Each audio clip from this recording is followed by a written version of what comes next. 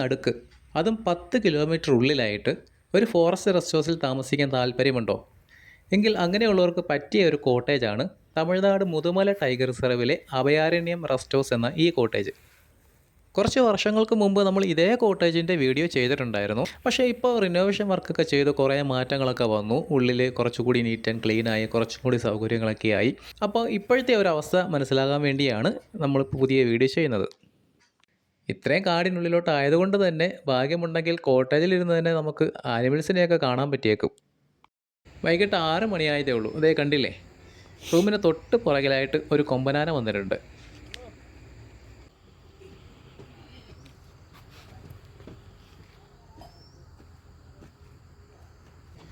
ഇവിടെ ഈ കിച്ചൻ്റെ പുറകിലായിട്ട് ഒരു വാട്ടർ ടാങ്കിൽ നിന്ന് വെള്ളം കുടിച്ചുകൊണ്ടിരിക്കുകയാണ് ആൾ.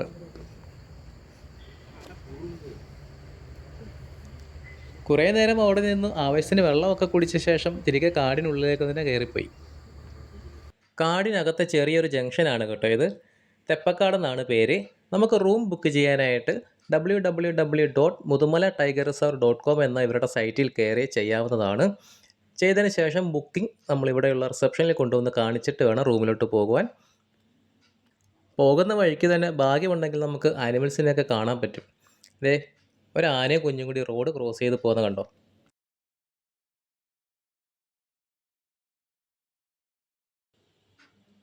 സാധാരണയായി ആനക്കുട്ടിയും അമ്മയും ഒക്കെ ഞാൻ എപ്പോഴും ഒരു ആനക്കൂട്ടത്തിൻ്റെ കൂടെയാണ് കണ്ടിട്ടുള്ളത്. ഇപ്പോൾ ആദ്യമായിട്ടാണ് ഇങ്ങനെ ഒറ്റപ്പെട്ട് കാണുന്നത്. ഇനി അടുത്ത എവിടെയെങ്കിലും ചിലപ്പോൾ ആനക്കൂട്ടം ഉണ്ടായിരിക്കും കേട്ടോ.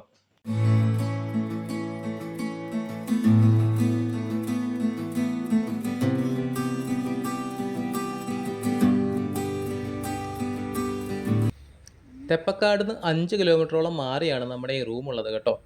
ഇവിടെ മൊത്തം 2 ബിൽഡിങ്ങിലായിട്ട് 5 റൂമാണുള്ളത്. 5 റൂമിനെ 3 കാറ്റഗറി ആയിട്ട് തിരിച്ചിട്ടുണ്ട്. ഈ കാണുന്ന ബിൽഡിങ്ങിൽ മൊത്തം 3 റൂമാണ്. താഴെ 2 റൂമും മുകളിലൊരു റൂമും.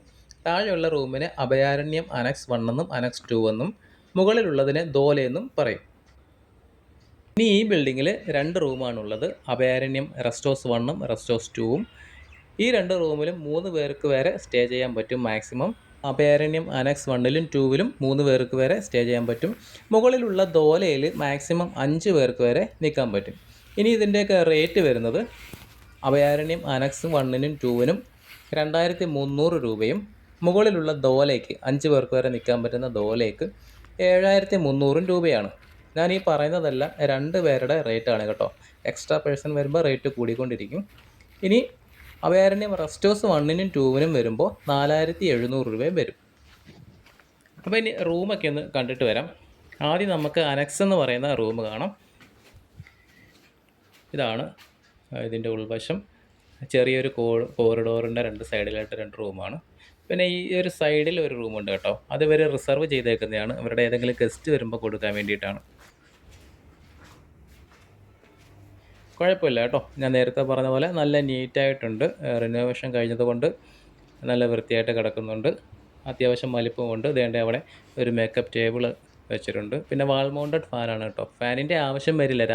രാത്രിയിൽ നല്ല തണുപ്പാണ്. അതുകൊണ്ട് ഫാനിൻ്റെ ആവശ്യം അങ്ങനെ വരാറില്ല. ഇത് ഇവിടെ ഒരു കബോർഡ് കൊടുത്തിട്ടുണ്ട് നമുക്ക് അത്യാവശ്യം സാധനങ്ങളൊക്കെ വെക്കാനായിട്ട്. പിന്നെ വാഷ്റൂം നോക്കിയാൽ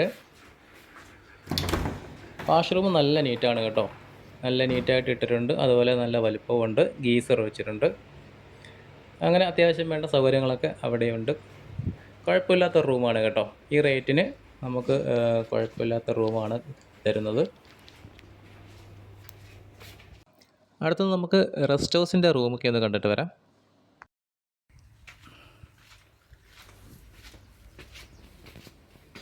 അപ്പോൾ കയറി വരുമ്പോൾ ഇവിടെയും വലിയൊരു ഹോളാണ് കേട്ടോ. അനക്സിനെക്കാട്ടിൽ ഒരുപാട് സൗകര്യമുണ്ട് കേട്ടോ. റേറ്റ് കൂടുതലായതുകൊണ്ട് തന്നെ ഒരുപാട് സൗകര്യമുണ്ട്. ഇവിടെയും ഹോളിൻ്റെ 2 സൈഡിലായിട്ടാണ് റൂമുള്ളത്. പിന്നെ അതിൻ്റെ 2ൻ്റെയും നടുക്കായിട്ടാണ് ഡൈനിങ് ഏരിയ വരുന്നത്. ഇതാണ് ഡൈനിങ് ഏരിയ കേട്ടോ. ഇത് റെസ്റ്റ് ഹൗസിന് മാത്രമല്ല, അനക്സിൽ താമസിക്കുന്നവർക്കും ദോലെ താമസിക്കുന്നവർക്കും എല്ലാം ഫുഡ് കഴിക്കാൻ നമുക്ക് ഇവിടെ വന്ന് കഴിക്കാം. ഇവിടെയാണ് കോമൺ ആയിട്ടുള്ളൊരു ഡൈനിങ് ഏരിയ. പിന്നെ ഈ റെസ്റ്റ് ഹൗസിനകത്തുള്ള 2 ബെഡ്റൂമിൻ്റെയും ഡോറ് നമുക്ക് ഡയറക്റ്റ് വേണമെങ്കിൽ ഡൈനിങ് റൂമിലോട്ട് തുറക്കാൻ പറ്റും. അപ്പോൾ റെസ്റ്റ് ഹൗസിൻ്റെ ബെഡ്റൂം ഇതാണ് കേട്ടോ.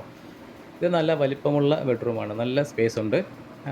അതുമാത്രമല്ല നല്ല സൗകര്യങ്ങളുമുണ്ട്. ദേ അവിടെ ഒരു സെറ്റിയൊക്കെ ഇട്ടിട്ടുണ്ട്, സോഫ ഇട്ടിട്ടുണ്ട്. പിന്നെ ഒരു ടേബിളൊക്കെ കൊടുത്തിട്ടുണ്ട്. അതുകൂടാതെ ദേ ഇവിടെ ഒരു സ്റ്റഡി റൂം പോലെ കൊടുത്തിട്ടുണ്ട്. കുട്ടികളൊക്കെ ഉണ്ടെങ്കിൽ വേണമെങ്കിൽ അത്യാവശ്യം പഠിക്കാനൊക്കെ പറ്റും. ഒരു ടേബിൾ അവിടെ കൊടുത്തിട്ടുണ്ട്. പിന്നെ ഒരു നല്ല വുഡൻ ഫിനിഷാണ് കൊടുത്തേക്കുന്നത്. അതുകൊണ്ട് തന്നെ നല്ലൊരു ഭംഗിയുണ്ട് കാണാനായിട്ട് കേട്ടോ. ഇവിടെ ഒരു കബോർഡ് ഉണ്ട് കേട്ടോ.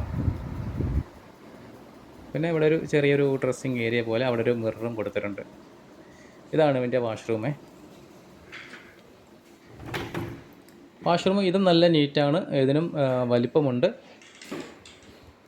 നല്ല നീറ്റായിട്ടുള്ള വാഷ്റൂമാണ് കേട്ടോ. നമ്മൾ കാടിനുള്ളിൽ ഇങ്ങനെ വന്ന് താമസിക്കുമ്പോൾ കുറച്ചൊക്കെ അഡ്ജസ്റ്റ് ചെയ്യേണ്ടി വരാറില്ലേ? പക്ഷേ ഇവിടെ അതിൻ്റെ ആവശ്യമില്ല കേട്ടോ. നല്ല നീറ്റായിട്ടാണ് കിടക്കുന്നത്. അതുകൊണ്ട് തന്നെ നമുക്ക് മറ്റ് ബുദ്ധിമുട്ടുകളൊന്നും ഇല്ലാതെ സ്റ്റേ ചെയ്യാൻ പറ്റും.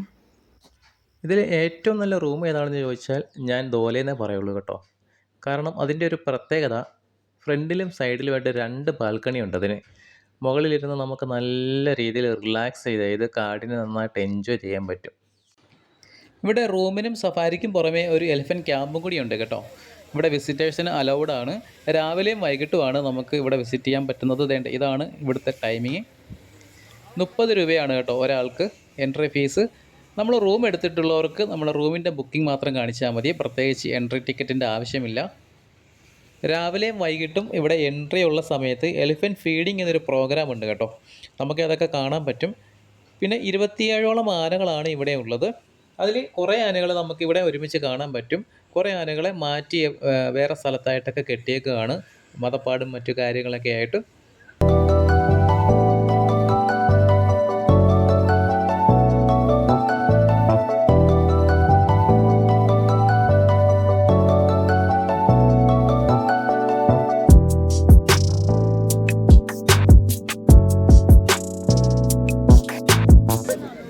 ഓരോ ആനകളുടെയും പേര് ബോർഡിൽ എഴുതി തൂക്കിയിട്ടുണ്ട് കേട്ടോ. ആദ്യം കുറച്ച് നേരം അതാത് ആനകൾ ആ പേരിന് നേരെ, ബോർഡിന് നേരെയായിരുന്നു നിന്നത്. പിന്നെ അങ്ങോട്ടും ഇങ്ങോട്ടൊക്കെ മാറി തിരിഞ്ഞൊക്കെ നിൽക്കാൻ തുടങ്ങി.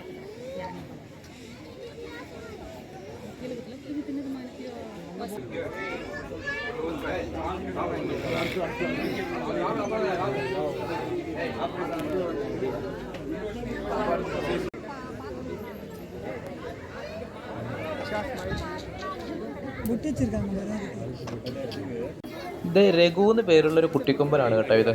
ഇതിനെ കുറച്ച് പേരെങ്കിലും ഒരു ഡോക്യുമെൻ്ററിയിലൂടെ കണ്ടിട്ടുണ്ടായിരിക്കും. വളരെ കുഞ്ഞു പ്രായത്തിൽ ഇവർക്ക് കിട്ടിയതാണ് ഇതിനെ വളർത്തുന്ന ഒരു വീഡിയോ ഡോക്യുമെൻ്ററി ആയിട്ടുണ്ട്. ഒരു ചേട്ടനും ചേച്ചിയും കൂടിയാണ് ഇതിനെ വളർത്തിയത്. അപ്പോൾ ആ ചേട്ടൻ പറയുന്നത് നമുക്കൊന്ന് കേട്ട് നോക്കാം. அடிச்சிரும்னு சொல்லி இங்கே கொண்டு போகிறப்ப இங்கே வந்து லாக்டோஜன் கொடுத்து வளர்த்து பெருசு பண்ணுவோம்.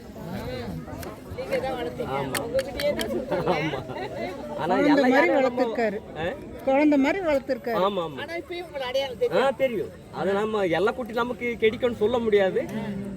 நம்ம பார்க்குற அளவுக்கு நல்லா பார்க்கணும். ஏதோ காய்ச்சல் வந்தோன்னா பால் சாப்பிடாது, ஒன்றும் சாப்பிடாது, கடல் தண்ணி ஒழிக்கிட்டே இருக்கும். ஆமாம். அப்போ நாங்களும் எல்லாம் பழகிச்சேன்னு நம்மளை விட்டு போகவே போகாது. கொஞ்ச நேரம் விட்டு நம்ம தனியாக போக எங்கேயுமே போக முடியாது. அதான் பெருசாகிற வரைக்கும் அது கூடவே இருக்கணும். ஆமாம், வேற ஆள் போகிறாலும் சேர்த்தாது, பால் கொடுத்தாலும் குடிக்காது. லாக்டோஜன் கொடுப்பாங்க. ஆனால் பெரிய ஒரு பக்கெட் பால், ஒரு நேரத்துக்கு ஒரு பக்கெட் பால், ஒரு 10 லிட்டர் 15 லிட்டர் இருக்கும். அந்த மாதிரி ஒரு நேரத்துக்கு அப்படி கொடுப்பாங்க. அந்த டைமுக்கு ஒரு மணி நேரத்துக்கு கொடுத்துட்டே இருக்கும். അപ്പോൾ ഇനി എലിഫൻറ്റ് ഫീഡിങ്ങിനുള്ള ടൈമായിട്ടോ. ഓരോ ആനകൾക്കുള്ളതും അതാത് ആനകളുടെ പേരെഴുതി സെപ്പറേറ്റ് ചെയ്ത് വെച്ചിട്ടുണ്ട് കേട്ടോ. ഇതിനകത്ത് എന്തൊക്കെയാണെന്ന് അറിയാമോ? ഈ ബോർഡിൽ കാണുന്ന ഇത്രയും ഐറ്റമാണ് ഇതിലുള്ളത്. ഇതിൽ ഏറ്റവും അവസാനം എഴുതിയേക്കുന്ന 2 ഐറ്റം, കോക്കനട്ടും ഷുഗർ കെയിനും ഒഴികെ ഉള്ളതെല്ലാം കൂടി ഇതുപോലെ മിക്സ് ചെയ്ത് ഉരുളയാക്കിയാണ് ആനയ്ക്ക് കൊടുക്കുന്നത്.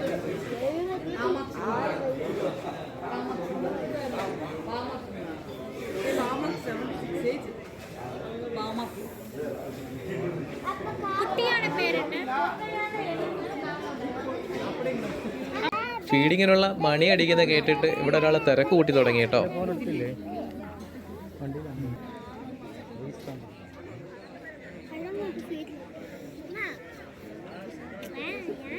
തിരക്ക് കൂട്ടിയാളുടെ പാപ്പാൻ്റെ ഇതുവരെ എത്തിയിട്ടില്ല കേട്ടോ. ഉരുളെ അതെ എത്തി.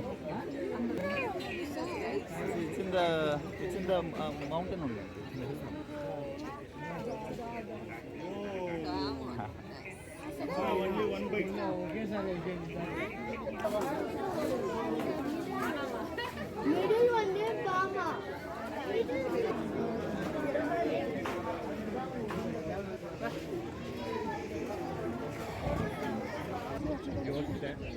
It didn't know that he was there.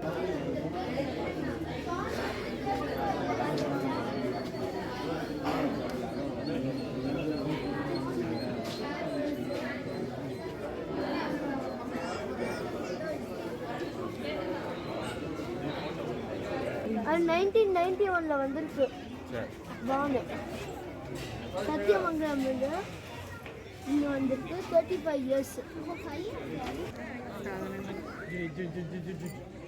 ఒకటి దాచుకుందా దాని మీద ఒకటి చేతిలో పట్టుకుంది, ఒకటి తింటా ఉంది.